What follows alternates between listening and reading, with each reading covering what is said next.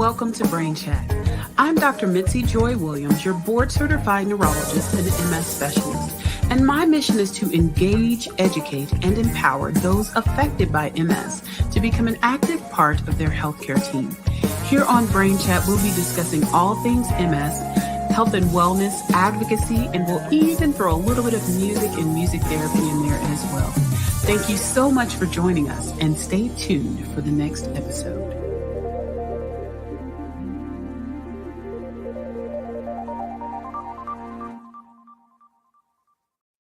Hey. Happy Monday, everyone. It's Dr. Mitzi, the Nerdy Neurologist. So excited to be here with you for another episode of Brain Chat, talking about one of my absolute favorite subjects. And this is the first time we're speaking about this on Brain Chat.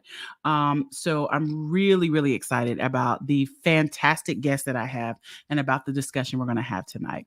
We first like to thank our sponsor, the National MS Society, for sponsoring Brain Chat, and thank all of you for taking your time out to view or listen to our program in whatever medium that you are listening to us. So for those who are watching us live, please log into the chat. Let us know where you're logging in from. I bid you greetings from Atlanta, ATL, where it is hot. All right. But I've got a topic that's even hotter than that. So for those of you or people who know me, know that in my former life, I used to do professional singing. And so music was always my first love. And then I decided to become a neurologist, but I've always wanted to find a way or understand a way to marry my two favorite things, music and the brain. And in the past 5 years or so, I heard of a discipline called neurologic music therapy. And I actually went to several of the trainings. And although I am not an occupational therapist or a physical therapist, I can't be a full neurologic musical therapist. But when I tell y'all, I was geeking out. I mean, I was having the time of my life. I was just so excited to see all of these connections between the brain and music, just talked about scientifically, and actually to see that there are treatments and therapy that can be given to help improve neurologic function. So that is why I'm the Nerdy Neurologist, because this stuff gets me really excited.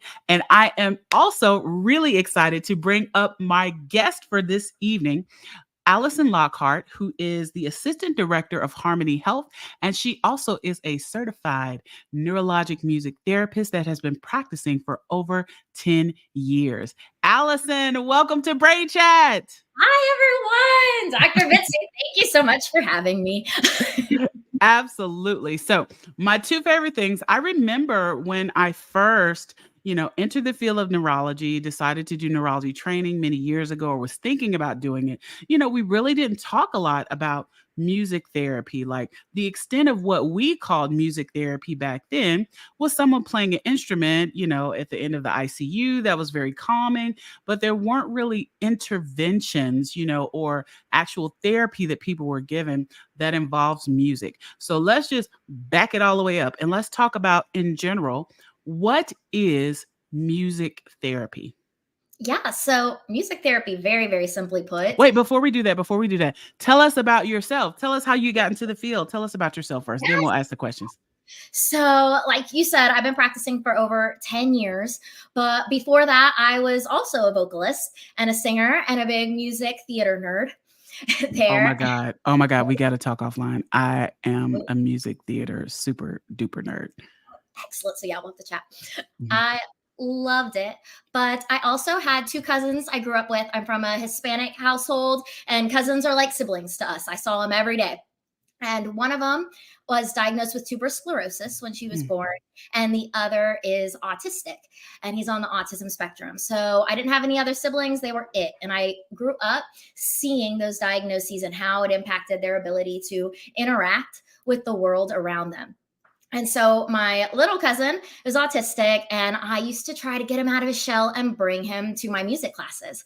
And I was trying to help him get more comfortable with socializing with everybody and engaging more speech through singing. And he used to be so shy. He wasn't speaking very much. But I started taking him and he started opening up and he sang a full song in front of his peers. And then Wow. eventually he did a full performance at a festival in South Florida to over 1,000 people. I brought Amazing. I cried. I was on stage. It was supposed to be a duet. He did it so well. I just stepped back and I said, "This is your moment to enjoy and shine." And I'm going to cry over here because it was such a big moment for him. And I was about 16 at the time. And after that, I thought, okay, there has to be a career out there that is going to use the power of music to help these individuals. So I got on Google and I just started doing a little bit of research and I found out about music therapy. And that was really all she wrote. By then, I was about to be entering my junior year of high school. I said, I'm going to start looking into music therapy programs. And this is what I want to do. And now here we are. I love it. I love it. Music is so powerful, right? And we always kind of in general terms or in lay terms have talked about the power of music, the healing power of music. Music is therapy, right? We've always kind of those words have always kind of been in most of our vocabulary and most of our language. If you're feeling down and you need to be uplifted, there's that song that really got you out of the rut, or that song that really described exactly how you were feeling. And you were like, I cannot believe that another human being literally is thinking what I'm thinking. And we're not the same person. So when we talk about music as therapy, we certainly understand what it means kind of in the broad sense. But now let's talk a little bit about the actual discipline of music therapy and what that is. Absolutely. You're so right. We already know the power of music emotionally, really, Mhm. and how it makes us feel. But we've learned so much more about what music can do. And so, music therapy, in very simple terms, is using music interventions to work on non musical goals in the context of just a therapeutic relationship, like any other therapy you're going to. We do that assessment, we create goals and objectives and a treatment plan, and we work on it. Except we get to use a really cool tool of music to work on those skills. So we might get to work on speech and language or motor skills, your movement, your ability to walk, or memory and attention. But we get to use all these music activities for it. And it's active music making. The client is there with you, engaging in these musical interventions. So they might play piano to work on fine motor skills, or do some harmonica playing to work on their breath support. So the possibilities are really endless there, but it's really motivating. We call it the sneaky therapy because of that. I love that. And does someone already have to be musically inclined to participate in music therapy? No, not at all. Because really, the purpose of music therapy isn't to create this beautiful, polished musical product. It's really just to support those non musical skills. And sometimes you do become a great musician out of it. We have some clients that eventually they do a lot of work and they're like, okay, but now I've done all this work. I want to actually learn the instrument. And we're like, Mm. okay, we can help with that too. I love it. I love it.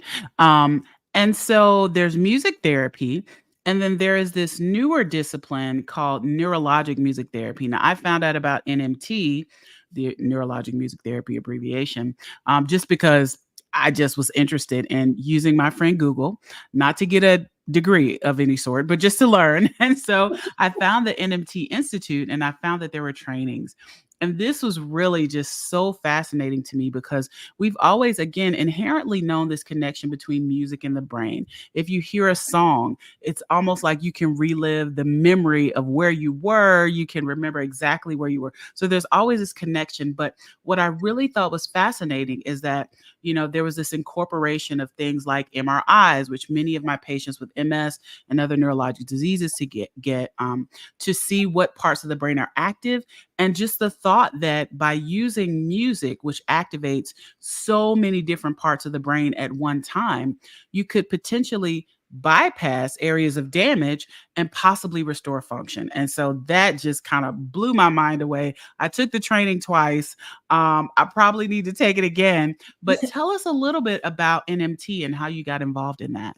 Yeah, absolutely. So, like you, I've always been fascinated in the brain and with the advances in technology and being able Yeah. to understand more of how music affects the brain. NMT Mhm. was really born. And I learned about it my freshman year of college. And I was like, this is it. This is the one. I'm going to I go love on and it. do my master's, learn more, get the certification, the fellowship. And really, what NMT is right now is it's just an additional certification on top of that music therapy degree.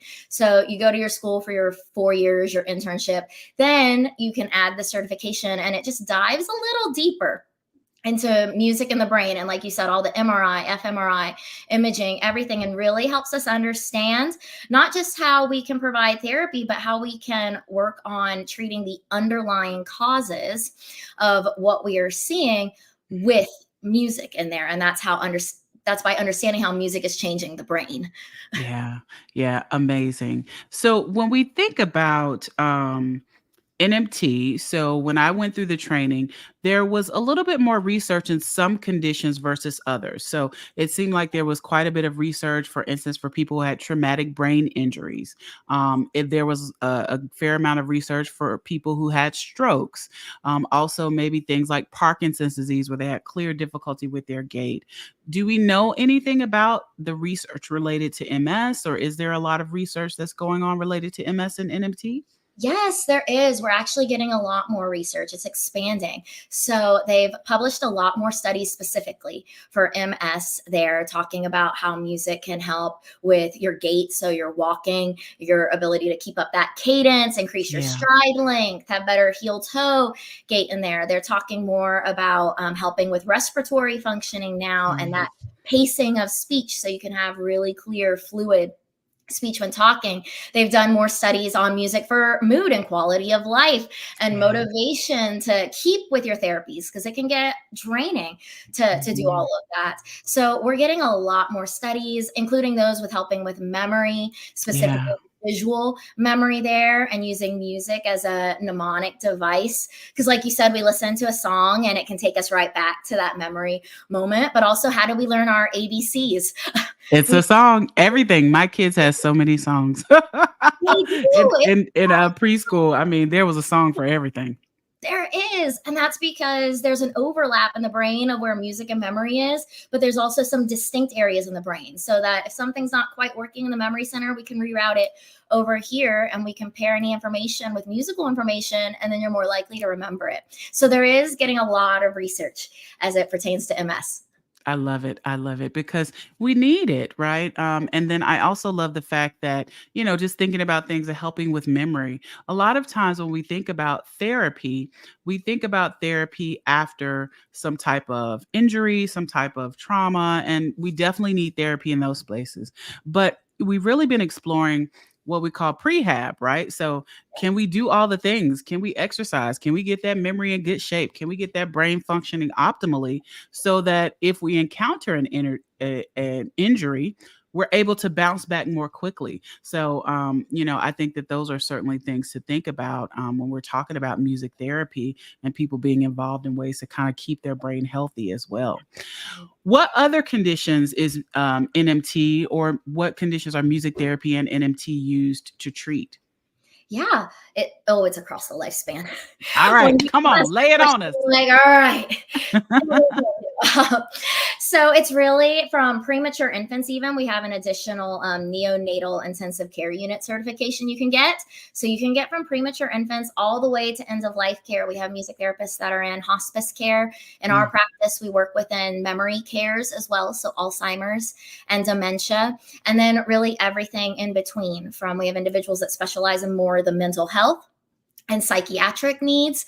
And then in our practice, since we all are neurologic music therapists, we really focus on the neurologic injuries, so TBI and stroke, the neurodegenerative, so Alzheimer's, dementia.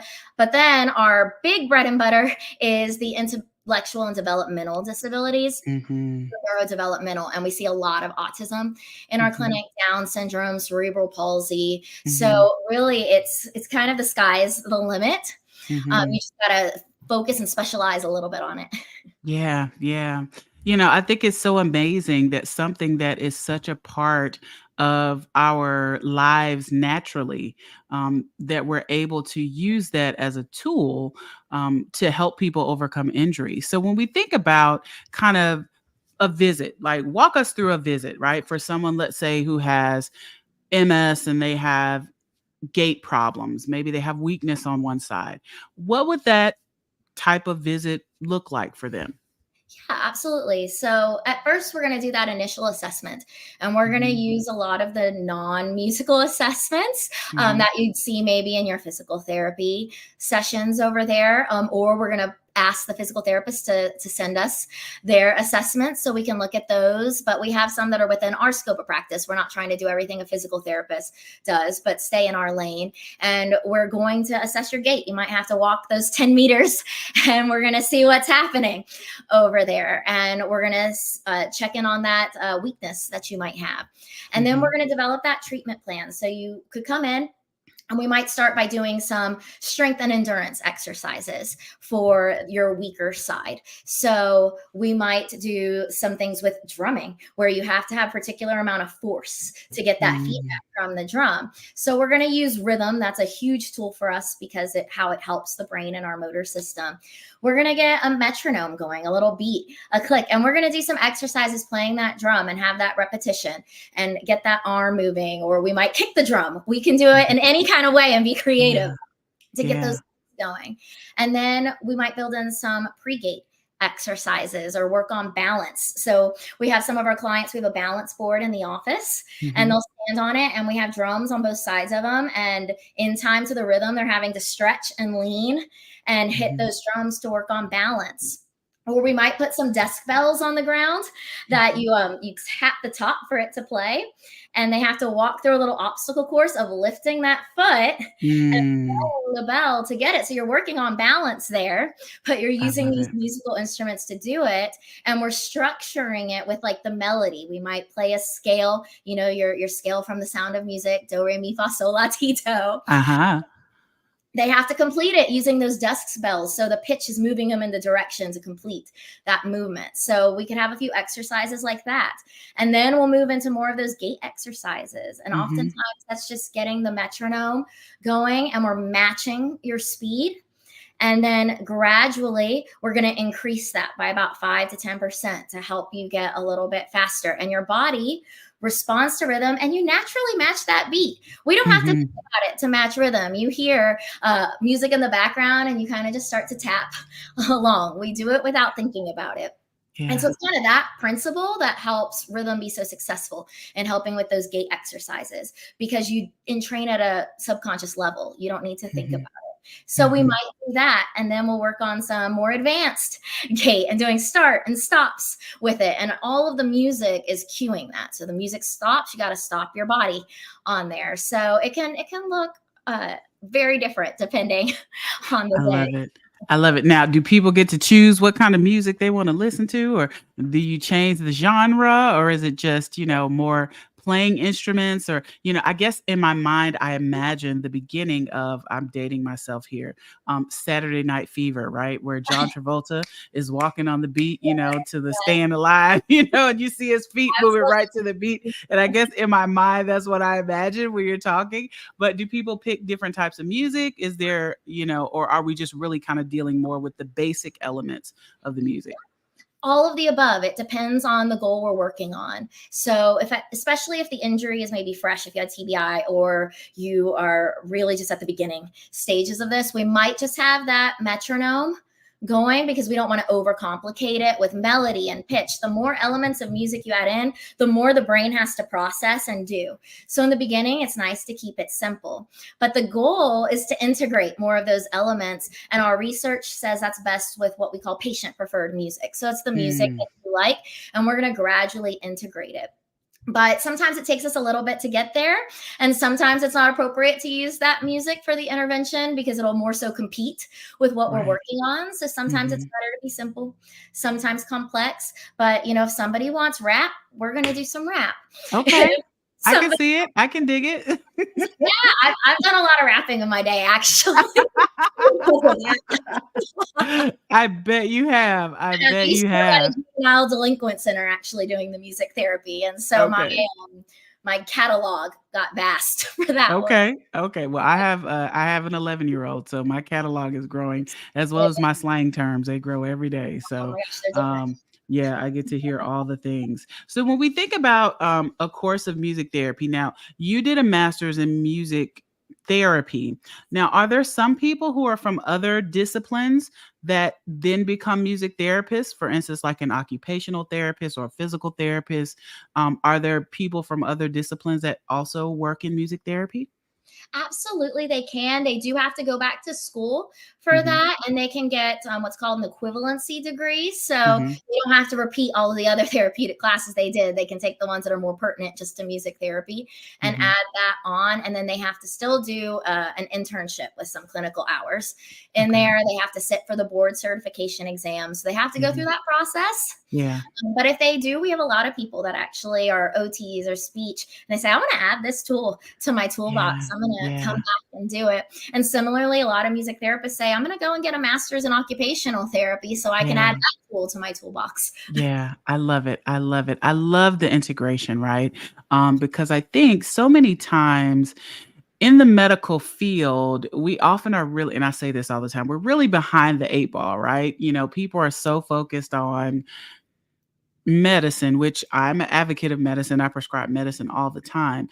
But I really am also an advocate of thinking outside of the box and what are the things that people can do that can help them, particularly if they're using elements or things in our everyday life that we use all the time.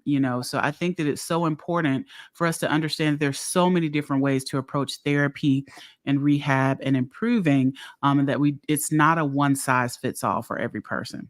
No, it's not. Music therapy is a very innovative treatment and it's very holistic. Hmm. And it is something that you can integrate in your daily life. But more so, music is one of the only like natural things that are maybe not an addictive substance that Yeah. produces dopamine Yeah. um, naturally. So, we know food, we know drugs, all of that will do that. But music also produces dopamine, and dopamine gets things firing in the brain, as you know, Absolutely. with those connections. So it's a great way and a non-invasive way Hmm. to impact your brain. I love it. I love it. So let's think a little bit about other symptoms, right? So we talked about gait. How can music therapy help speech? So speech is a big issue for some of my patients with multiple sclerosis.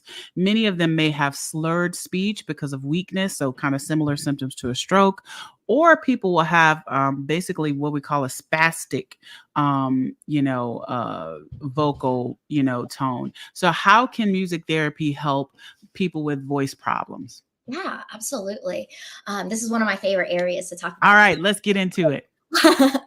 But so first we kind of think about the respiration with Mhm. that and getting that breath support because as a singer how important that is for everything that's happening with speech. So Yeah. we might get them on a harmonica or a recorder My to daughter wants to learn the harmonica. She's been begging me to buy her a harmonica. I don't even know where to get a harmonica. recorder.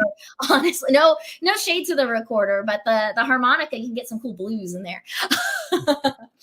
Absolutely. Yes. So we might do some breathing exercises, but using the instrument. And you're getting that feedback from the instrument on if you're successful because you have to get that tone coming out. So you get to hear that feedback. You're doing some breathing. And then for some of the more like slurred speech, we're going to work on strengthening some of those oral motor muscles, the lips, the tongue, everything there. So we have some singing exercises where we are literally playing the piano and we might do a scale to be like, all right, the tongue's got to go up and it's Mhm, got to go down. I think of it as mhm. like tongue bicep curls. Yeah. But the music is cueing it.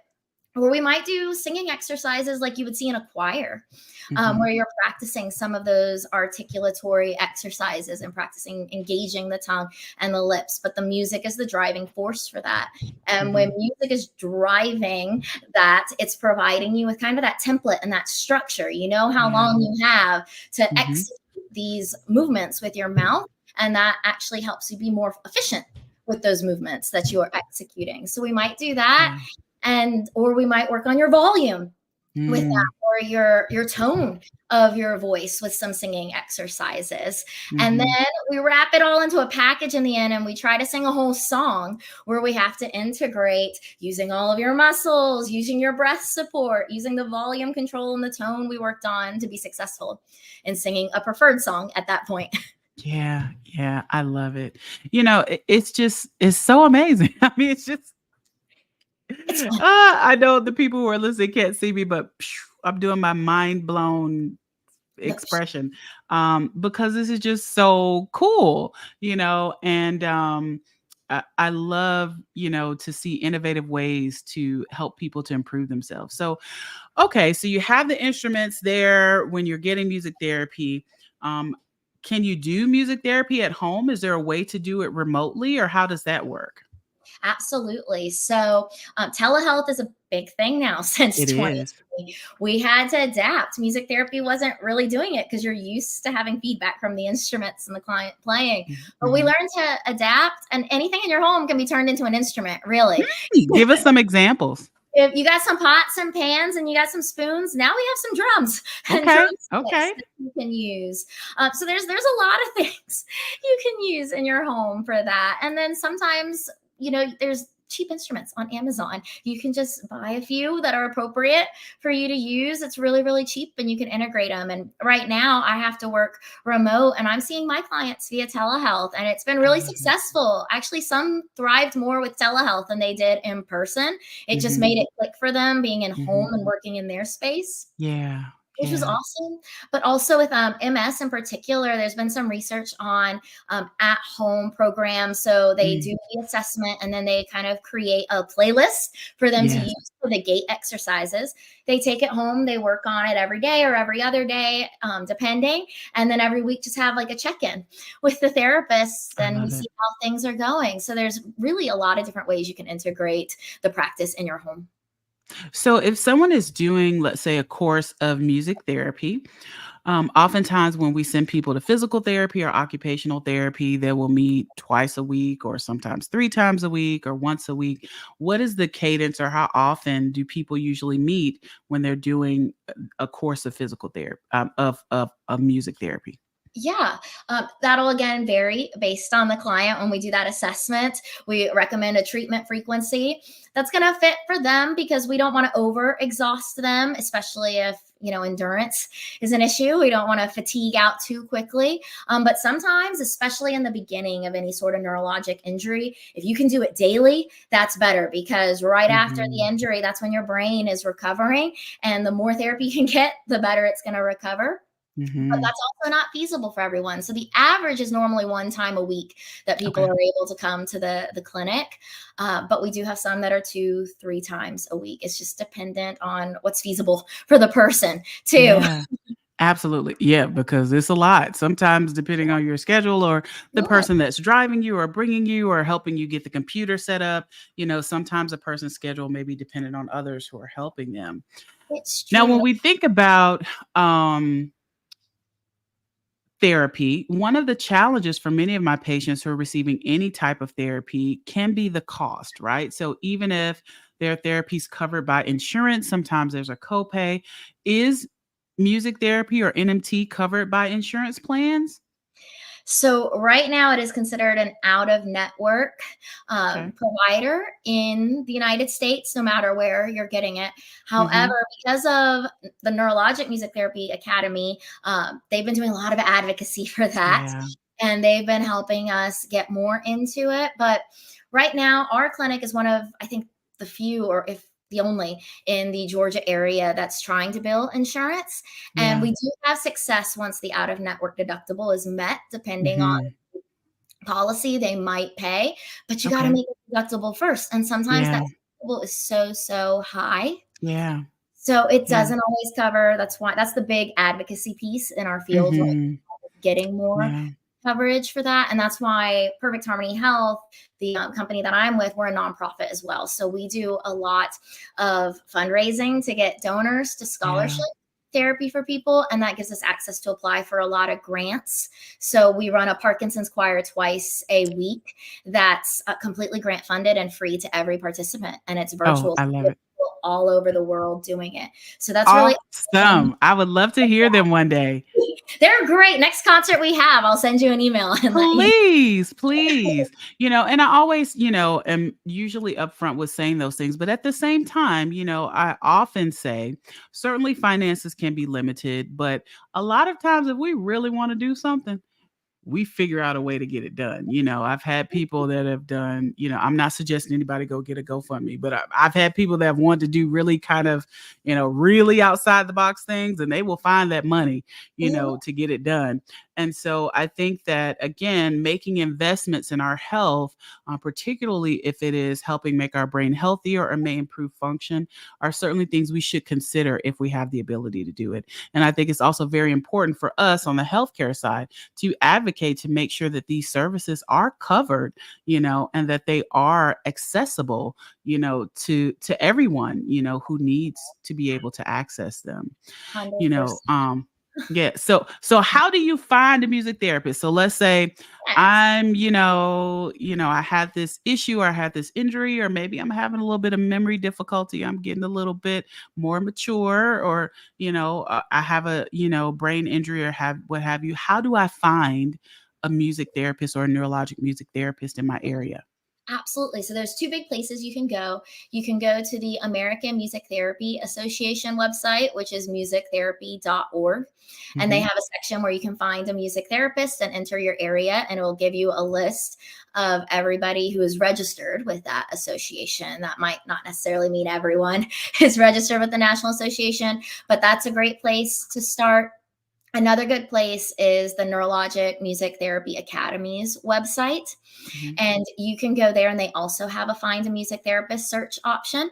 And you can look up people in your area. And those are specifically people who have done the neurologic music therapy certification. If you can't find anybody in your area, but maybe there's somebody 1 or 2 hours away, I would always reach out to them and see if they have a referral for someone in your area that might just not be listed on Hmm. those sites, or they might have creative telehealth options or other things that they can suggest for you. Absolutely. So tell me, I always do at the end of every episode. I mean, I can't believe the time has passed so quickly, but tell us what you're excited about in the field. What are you excited about in the field of music therapy? What are you excited about in NMT? Oh man, I'm excited about all of the technology that's now giving us Yeah. access to what music looks like in the brain. When we first started, we didn't have any of that. And so we know we saw results, but we didn't know what was happening inside the brain if it matched what we were seeing on the outside. And so we are really booming with research right now for that. It's really exciting. On the NMT Academy's website, they put all of the research on there too. So as a new study comes out, they list it and they make it Yeah. accessible for everyone. And we're getting so much new information on how music literally changes the brain. They're seeing Hmm. engage the brain and create new connections and circumvent damaged areas. And it's just really cool to finally see what we kind of already knew Yeah. was happening in there, but to have the proof for it so that we can advocate in the field, so that we can go to insurance and other funders and say, hey, we have this proof for you. We can make this more accessible. So I'm really hoping that that will help us bridge that gap between the therapy and the accessibility of it for everyone. Hmm.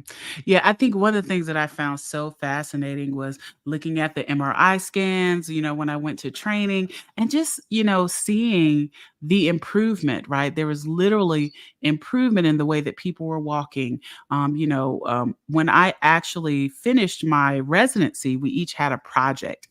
And my project was doing a grand rounds, which is like our big, meeting that we have every week, where somebody gives a lecture. And my lecture was on neurological musical disorders. And Oh, boy, did I have a time, looking up those things, whether it was like dystonias or people musicians had, or whether there were aphasias where people were able to bypass, certain areas of the brain. Maybe they couldn't sing happy birthday, but if they heard it, they could recognize it, or vice versa, And so it was really fascinating for me to see that connection, which was a while back, but to see how the field has grown and expanded, and to see amazing people like you who are helping people in real life, I think is just so phenomenal. And I think we need to spread the message more about this type of therapy and how people can engage in it.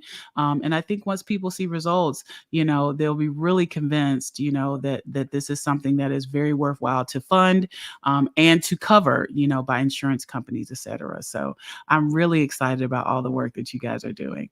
Thank you so much. And thank you for being an advocate for it from your position as a neurologist. It really helps our field because when we go to advocate, they say, oh, music therapist is coming, and they don't know what that is. And so, since they don't know what we do, or we don't have the credentials they're used to behind our name, they don't always get it or really listen to it. So, it's wonderful that you are advocating for it as a neurologist and going to grand rounds and telling Yeah.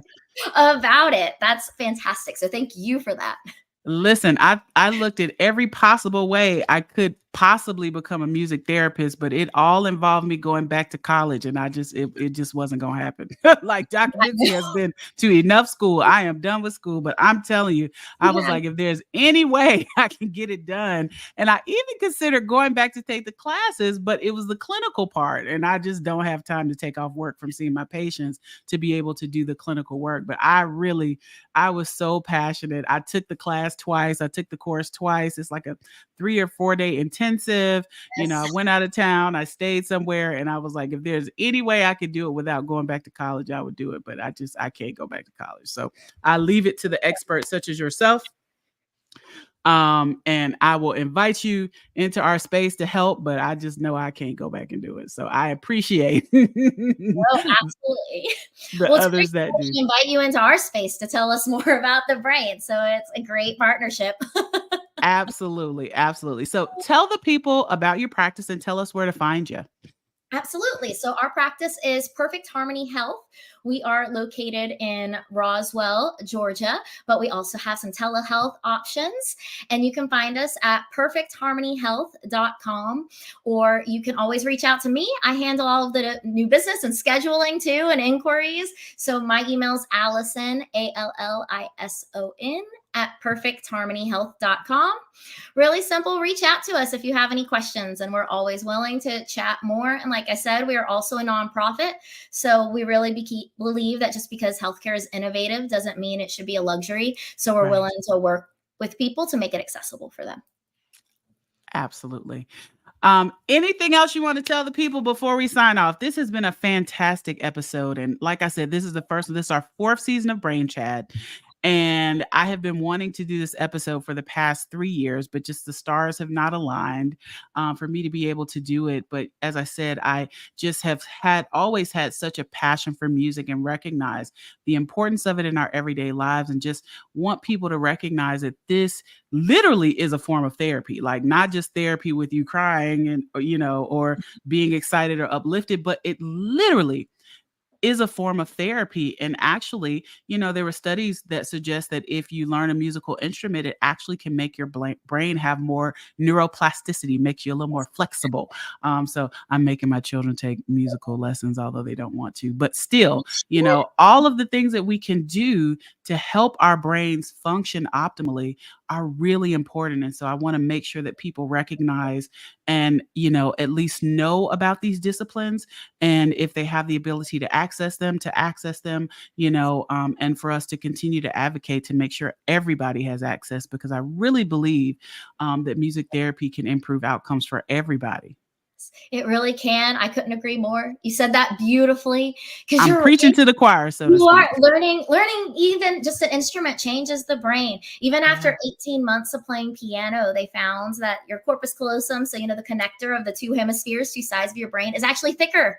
You're getting those stronger connections. So it's just really cool how it changes it. So I'm with you. It is a real mode of therapy. It's not just about feeling good and feeling happy. It's about doing some real work and making some real progress. So just thank you for allowing me to be here and chat about it, and for your passion and advocacy for it. Absolutely. Well, thank you, everybody, for viewing this episode. I know that the people will learn so much from it. Thank you so much, Allison, for your time and your expertise, and I'm sure the amazing work you do with patients. And thank you to the MS Society for sponsoring Brain Chat, and we will see you all again in 2 weeks.